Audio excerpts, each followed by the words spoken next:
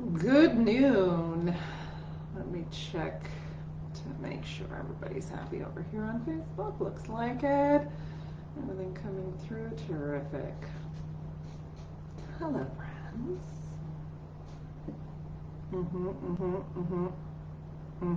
There we go. Yeah. Hello, friends.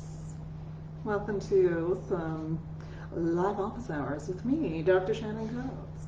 My pronouns are she, her, they, them. And just because, it's the beginning, I'll just say, one of the reasons that I use those pronouns, she, her, they, them, is because I'm quite femme presenting. And but I also just want to, have a little challenge to think about the binary and what we consider the gender binary, and understand that something to think about. And also, if you would like to practice using they, them pronouns on someone who, and to sort of get your brain to do like they, them pronouns when your eyes are perceiving femme, feel free to do it with me. Feel free. I love they, them pronouns. I love it. So feel free. So yeah, feel free to let your brain do a little extra work there, and then that might stand you in good stead for when you are when you have a perception of femme and you also know that that person prefers they, them pronouns. So have fun with that if you would like. Feel free. Okay. That was, didn't plan to say that. There we are. There's a little thing there. Anyway, yes, I am coming to you live from north of Toronto in Ontario, Canada. And these are the traditional lands of the Haudenosaunee, the Anishinaabe, the Mississauga, and the Wendat-Quinault and Sioux peoples. We shall be they, them. As a non-binary human, I'm not a fan of the pronoun introductions. Oh, that's interesting. Oh, yeah. Yeah, I can see that too. I can totally see that. Yeah. And I 100%, yeah, totally see that. Getcha. I hear you. Mm-hmm. Yeah, absolutely. Absolutely. Yeah. Yeah, it can be challenging. All the challenges can be very challenging. I'm with you. Mm-hmm.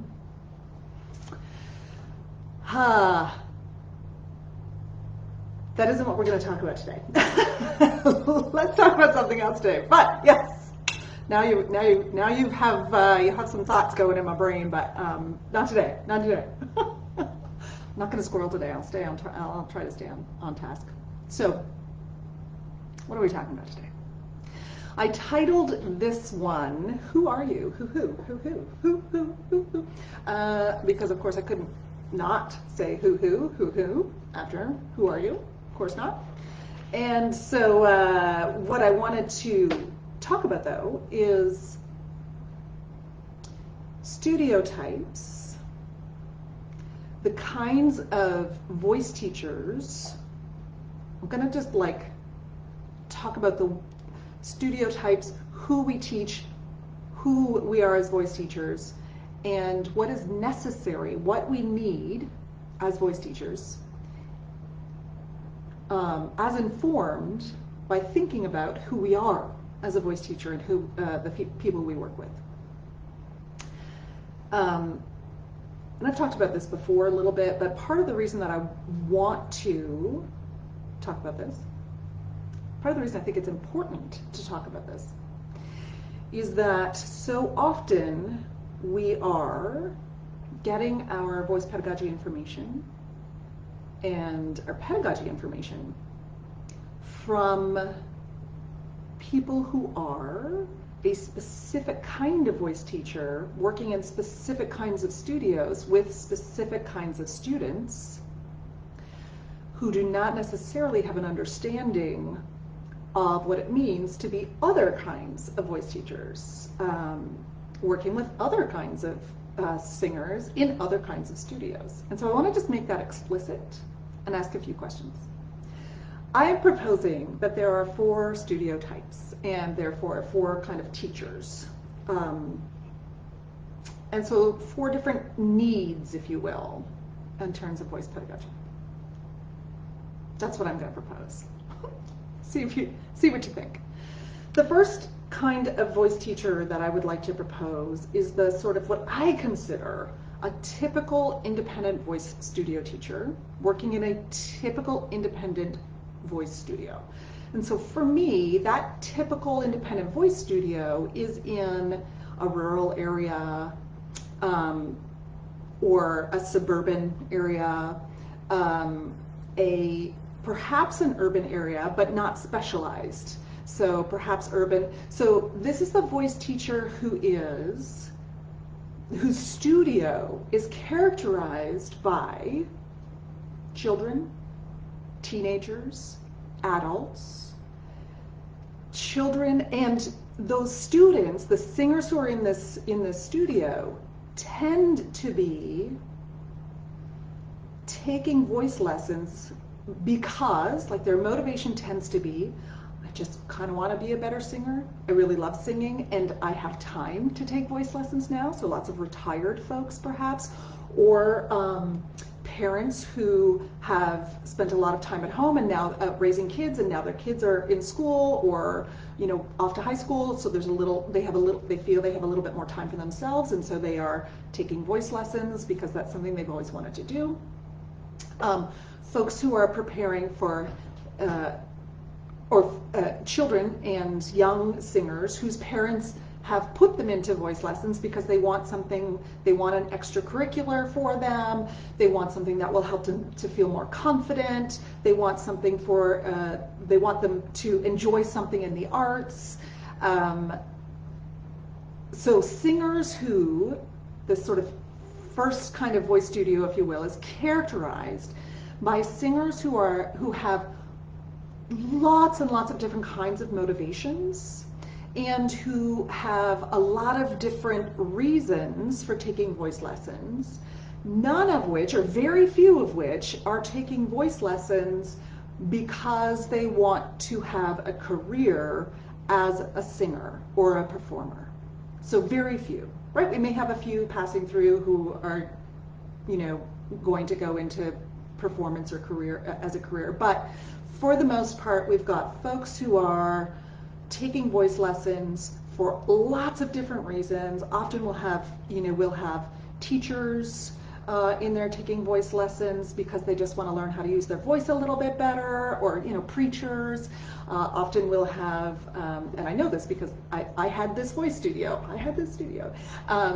We'll have folks who are in the local church choir, who their voice has changed as they have aged, as they've gotten older, and so their voice is no longer functioning in the way that they would like it to function in order for them to easily be able to participate in the choir, or they're singing in the local choir, not necessarily associated with a church, or folks who are auditioning for local theater productions or who'd like to sing in perform in local theater productions. I've had Elvis impersonators, I've had singer-songwriters, young singer-songwriters, just wanting a little bit of extra help with their singing. This is a very general, I don't mean general in negative sense, but general in this very there's so much, it's a broad range of singers with a broad range of motivations. So for me, that's the first kind of studio, and it's characterized, like I said, by singers who have lots of different kinds of motivations. And those studios tend to be, for me as well, amateur bands often, you'll have some singers in there. And those singers, I also lived on the same street as a public school, and so lots of kids just like coming home from school, and oh, it's a great activity to do on the way home, and then they can continue on their way home, you know, drop in for their voice lesson and continue home. So those singers, like I said, this is a sort of, to me, that is a typical voice studio. And the teacher, what the teacher needs in order to be effective and in order to be able to sustain that kind of teaching is a very broad, generalist ability to work with all stages of singers at all stages of development, most stages, let's say most, at most stages of development in a very broad range of styles, usually not necessarily classical. Often classical is the least likely style to be part of a typical independent voice studio. So that's the first one. The second one for me is the voice studio that's perhaps in a more urban setting, where you may still have that, it may be characterized by that same kind of, you know, generalist, broad range, but also because you're in an urban setting, you may also then start to have folks who are maybe auditioning for universities. You may have folks who are in like a semi-professional choir. You may have folks who are in a regularly occurring choir. You may have more folks folks who have a voice degree, for example, or had a voice degree, they have a voice degree, and who are singing now and just want sort of refresher, and so they come for voice lessons because they want to keep their voice healthy and they want someone to help them out with that. So there's a different, again, it's still broad, but there's a different level of motivation and also reasons, right? So the engagement is a little bit different, or can be a little bit different. You may have the folks who are, pros coming in, or a little bit more on a pro track, a little bit more competitive, if you will. Folks who are taking voice lessons, you may still have folks who are taking voice lessons who are, taking lessons for the joy, taking lessons because they want to be more confident. You may still have young singers whose parents just want this great extracurricular activity for their child. You still have that sort of broader range, but there's also then this possibility of folks who are singing with a slightly different motivation, a little bit more engaged and wanting a different outcome as well. Possibly folks who are in the band scene, right? So if you're in a large urban setting, like if you're in a city that has a good band scene, you may have lots of folks coming in because they want to work their, they want to work their vocals, or even backing vocals, and singer-songwriters who are working toward singing at the next open mic night, etc. So you can see how that's a slightly different studio makeup than perhaps what you might get in what I would consider, again, a sort of typical independent voice studio that's more in the suburbs or perhaps even urban. So in that studio, again, I think the voice teacher needs to have a similar set of skills to the first studio, if you will, similar set of skills, still lots of general skills, lots of understanding of like various levels of development, various levels of motivation, understanding outcomes and what folks want in terms of their outcomes. There's just a different, still quite broad, with the inclusion, if you will, of more folks who are more goal-oriented toward a more complex kind of singing and or a more, performance as a higher priority in their lives. And then we move into the sort of specialized studios, and of course these can happen anywhere, and especially online, they can happen anywhere. You could be in an urban setting or a suburban setting or, out in the country and have a specialized studio. And what this looks like to me, my understanding, again, this is just me sort of putting some stuff out there, but so that third kind of studio setting, to me, is characterized by a very specific understanding on the part of the teacher to what they bring that is outside of the generalized, outside of that general perspective. So they might bring a very specific understanding of classical singing, and that might be the thing that they love to teach. And so that voice studio then is going to attract the singers who very much want to study classical singing, and who aren't necessarily yet at school, or who are outside of school. So that can be the pro-track singers, that can be the high school singers who, and children too, but mostly likely, if we're talking about classical, we're likely more talking about the teenagers who are looking to move into a Western classical singing performance, perhaps degree, working toward that. You may also then have some of the, your pro choir folks in that studio. You may also have, like, obviously classical choirs. You may also then have some folks who are dropping in for lessons, to prep for a concert or something along those lines. So that can be a specific. There's also something along the lines of, audition coaching for music theater. So you may have a music theater specialist, and so that is your specialization. This is sort of, that studio can look a lot like, especially if you are like my friend Amanda Kaiser at Sing City. She specializes in music theater, audition coaching, prepping music theater folks. And so she works with all of these sort of very motivated, in the industry singers from the local arts schools. So, and she lives in a place that has like 3 really fabulous arts schools for music theater, like high schools, right? So she's able to kind of leverage that from her skill set and specialize in that kind of singer. So that's the singer she works with. She doesn't work with singer-songwriters. She doesn't work with 7-year-olds who don't know what they want to do with their lives. She doesn't necessarily work with adult singers. She doesn't work with the choral singers, right? Those are not the people that she works with. So this like specialization is also possible. And to me, that's not a traditional independent voice studio, right? Like, that's not a typical independent voice studio. That's a specialized independent voice studio to me. And so what does the teacher need? The teacher then, in order to work with that in that sort of specialized independent studio, the teacher needs the specialized information. You can't be a generalist, right? That is not useful to the clients you're working with.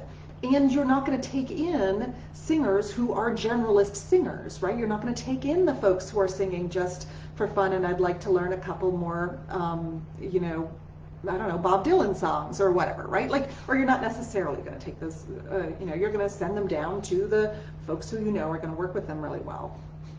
So that's the third studio. And then, or you could be a specialized, you can be a specialized voice teacher. For example, my friend and colleague Claudia Friedlander, who is in New York, who works with primarily classically trained singers at a very high level. She also works with, folks who are not necessarily, she works with voice teachers too, right? So like, that is a very specialized yet independent voice studio, right? And so that requires a very specific and specialized set of skills and information to be able to work with that population, with that specialized population. And then the fourth studio, and the sort of in my list of studios, is the academic studio. So the studio we might see in an academic setting. And whether that is in a, 5 seconds, let me see here, there we go. Whether that is in a Western classical degree program, whether it's in a musical theater degree program, whether it's in a jazz degree program, whatever kind of program we're talking about here, this is not an independent studio, right? Because the reason that is not an independent studio is that it is in this, there are all of these expectations and requirements that the singers must fulfill in order to proceed forward and to get their degrees, right? And the voice teacher is beholden in a way to making sure that the singers they work with are able to move forward and to, to fulfill the requirements to get those degrees. So this kind of studio, this fourth studio, is characterized by singers who are not in the studio for the love of it. That's not their main motivation, right? They're not there because they want to have some extracurricular activities. They are not in the studio to figure out like the fundamental coordinations, right? These learners, the students and the singers who are in academic studios, have a very specific level of agency already in their singing, a very there's a very specific level of coordination that they have just to be able to get in to the program, right? They have to have a certain level of coordination. They have to have a certain level of singing facility already. So they have a certain level of coordination, they have a certain level of agency. They also have a certain level of responsibility for themselves. They are also, they're not there for the fun. They're not necessarily there to gain confidence in their singing. They're not there to solve a problem, if you will, as so many of our independent, students are coming in. Now, they may need to solve some problems in their technique, if you will, I can put it that way. They may need to find some different coordinations. They may want to have more fun when they're singing, all of those things, but that's not their primary motive for being in the studio. And so the teachers who are in an academic setting require, again, this is a specialist kind of teaching that is required. There is a very specific kind of skill set, understanding, and knowledge base that is required to teach in an academic setting and to work with those singers, right? And so here's the whole reason I'm making all of this explicit. I'm trying to make this as explicit as I can. We've got these four kinds of studios, and these four sort of, and I should say too, multi-teacher studios usually fall under that sort of like one of the first two studios, right? So we have an independent studio, that first one that is very general, very broad. The majority of the singers who are in the studio are there because they want to, have an extracurricular activity. They're a young singer, or they are learning, they want to learn how to sing better. They want to have more joy in their singing. They just love singing. They want to explore singing as a possibility in their lives. Like there's a whole, and those singers come in with a very varied level of coordination and facility in their voices already, right? So there's no sort of baseline coordination or expectations around coordination for the singers who are in that sort of first level voice studio, or so that typical studio. Same with the second studio, that can maybe have a little bit more specialization in it, but that is still open. So those first two, those tend to be also your multi-teacher studios as well. Unless the multi-teacher studio specializes, there are some specialization, who specialize, they're sort of like academies, and they have music theater troupes and all that kind of thing. And so then that's more of a specialization studio, kind of along that third line. So here's what happens though, to me, the reason I want to talk about this. The vast majority of the people who are producing voice pedagogy resources, and who are creating the courses, and who are teaching the summer courses, and who are working with teachers in, who are creating like the pedagogy books and all that stuff. The vast majority of those folks are academic teachers, or perhaps specialization teachers, right? So they may be independent studio teachers, but they're specialized. So we've got specialized and or academic voice teachers creating the vast majority of the resources that are marketed to independent voice teachers. And the issue for me, as I've talked about before, the issue for me is that the resources are created through a lens of assumption around the base coordination of the singers you're working with, as well as an assumption around the motivation of the singers you're working with.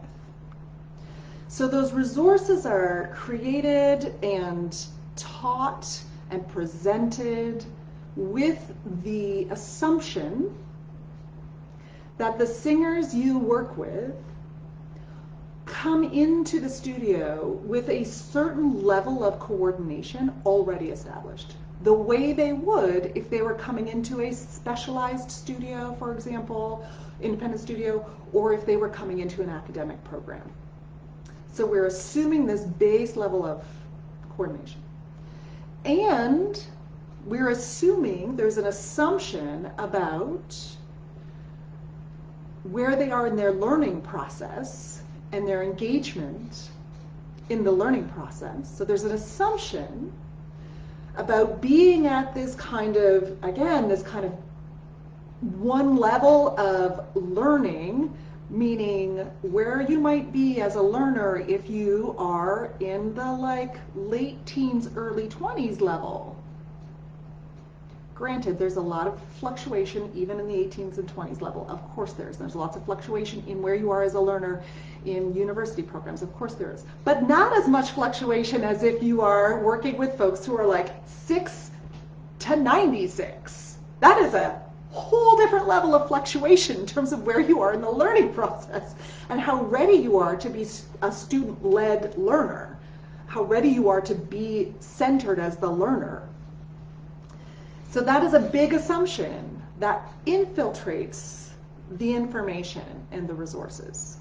And the third assumption that infiltrates the information and resources is the outcome, the desired outcome of the singer. So we have this desired outcome assumption that all of the singers you work with desire to be professional level, desire to have performance as part of their lives, desire to be, or semi-professional, right? Desire to sing to this, or taking lessons because they want to have an outcome that will allow them to be like on stage or performing in some way. So those three assumptions underpin the vast majority of the resources that come from the folks who are working either in a specialized independent voice studio or in an academic studio. And those are the vast majority of the people who are creating the resources as well, right? So all of our voice pedagogy textbooks, the vast majority of our voice pedagogy textbooks come from academic voice teachers or folks who are specialized. I'm not saying that that's a bad thing in any way, shape, or form. I'm just saying that there is this underlying assumption, 3 underlying assumptions. The vast majority of our summer programs are delivered by folks in the academic institutions, and they say they're for independent voice teachers, but the underlying assumption about who you're teaching, who you as an independent voice teacher are teaching, is faulty. And so the information is not as useful as it could be. That's my issue. It's not as useful as it could be. And the other thing is that we as independent voice teachers, when we're reading this information or we're taking this information in or we're being taught this information or we're sitting in classes with this information, as we take this information in, we don't, unless we're doing some real translating in our heads, we don't realize that the information we're taking in is not, I've got to take several steps back in order to be able to apply it effectively with the vast majority of the singers I work with. because the information is being delivered, the pedagogy information, the how to teach information, which isn't always actually present, but anyway, the anatomy and physiology, even how we apply anatomy and physiology, how we talk about breathing, for example, how we talk about, you know, vocal tract shaping, how we talk about tone levels, blah, blah, blah. All of that stuff is taught to us, delivered to us with this underlying assumption that the singers we work with are at this level in terms of their, how well coordinated they already are, 1. 2, what their motivation is to be there, and 3, what their desired tonal outcome is, what their desired goals are, what their goals are, what they want out of singing lessons, right? So those assumptions mean that the information is delivered to us in such a way that it is applicable to the folks who come into a specialized voice studio and or who come into an academic studio.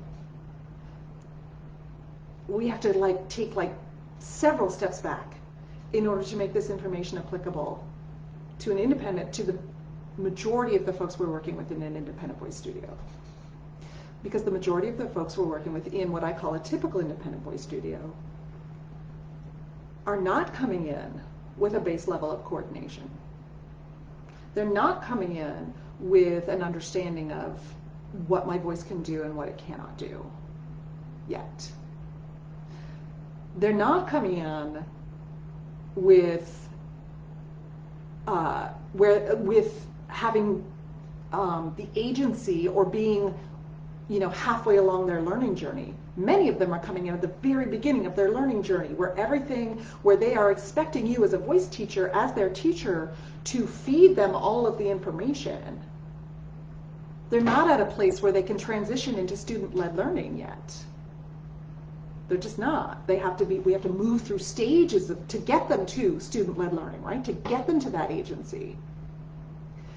And they're not coming in with the goal to be a performer, or they're just not coming in. Those aren't the goals. That's not their motivation. That's not the reason they're there. So, as you are thinking about where you get, especially if you're what I call a typical independent voice teacher, as you're thinking about who you want to work with for continuing education, as you're considering where you want to get your voice ped information and education, I'm not saying don't work with the folks who don't teach the same singers that you do. I'm saying be really, really aware of what the underlying assumptions are about the students you're working with. Just be aware. Allow yourself to ask some questions. Allow yourself to, even if you're not feeling brave enough to ask the questions live or directly, ask the questions in your own head. So how would this apply to XYZ singer who is literally in my studio to learn one song so that he can sing it to his bride as she walks down the aisle? How does this apply to the 8-year-old singer in my studio who can't match pitch very well yet? How does this apply to XYZ? Just continue, ask yourself the questions. Is there an underlying assumption about this information? Oh, how does this apply to the neurodivergent singers I work with? How does this apply to the disabled singers I work with? How does this apply? Ask yourself those questions too, right? Ask yourself those questions and ask yourself, is this information useful for the singers I work with, at the level of learning they're at the level of coordination they're at, etc.? Or is this information that is for learners who are at a different learning stage, coordination stage, and who have different goals than the singers I work with? Just keep asking. Yeah. there are a couple of things coming up that you may be interested in. You know, speaking of that, all of that to say, part of the reason that I ask these questions as well is because I'm an independent voice teacher. Truly an independent voice teacher, a typical, if you will, independent voice teacher. I've had this sort of specialized studio running concurrently with a typical, what I consider a typical independent voice studio, right? I ran them concurrently. And there is a level of generalized information that you are not going to get from a lot of the courses that are out there. And I know that because I've taken the courses. I did a doctorate in voice pedagogy. I did a master's in voice pedagogy, right? I've taken the courses. And as recently as like last summer, I took some pedagogy courses and was like, this is applicable to maybe 25% of the singers in the studio, in a typical independent voice studio, right? Shocking. It is the way it is. So, if you haven't looked it up yet and you have singers, if you are a contemporary performer and or you work with singers who are contemporary performers, who are performers in contemporary styles, popular music styles, please take a look at the Unstoppable Singer Summit with Danielle, hosted by Danielle. Right out of my head, who knows? Hosted by this fabulous, gorgeous person named Danielle Tucker. Took me a while, got there though. It is free. It's this weekend. I think it's Saturday to Tuesday.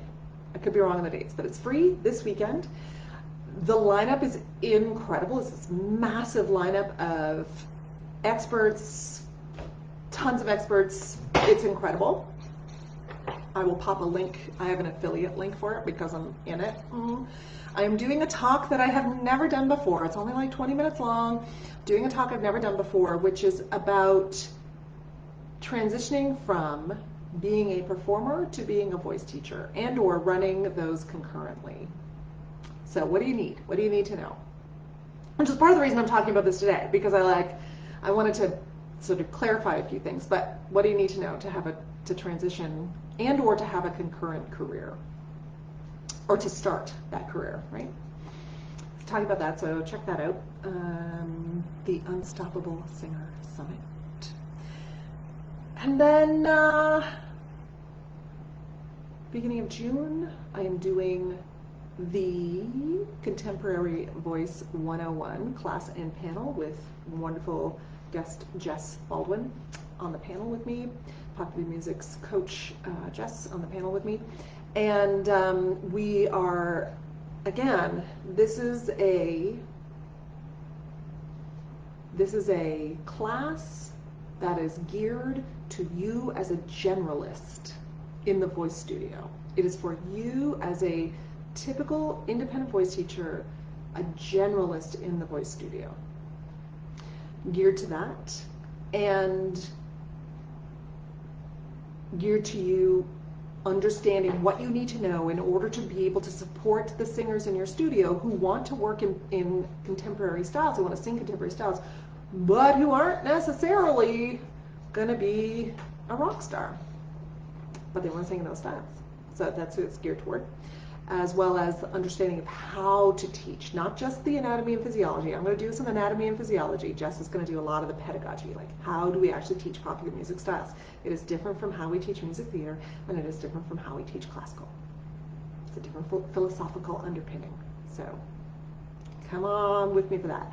The sign-up list for the wait list is all around, all over the place, on my website. Go get on the wait list for that. That's enough for today. Take good care. I would love to know, if you're listening to this on the replay, I would love to know what kind of teacher you are. Are you teacher number one? Generalist? Tons of really good understanding across a broad range? Are you teacher number two? Or do you have a studio number two, which is generalist and some specialization? Are you number three, which is an independent teacher, but specialist independent voice teacher? Or are you number four, academic teacher? Or some kind of mix? Love to know. Take good care. Good. Ending.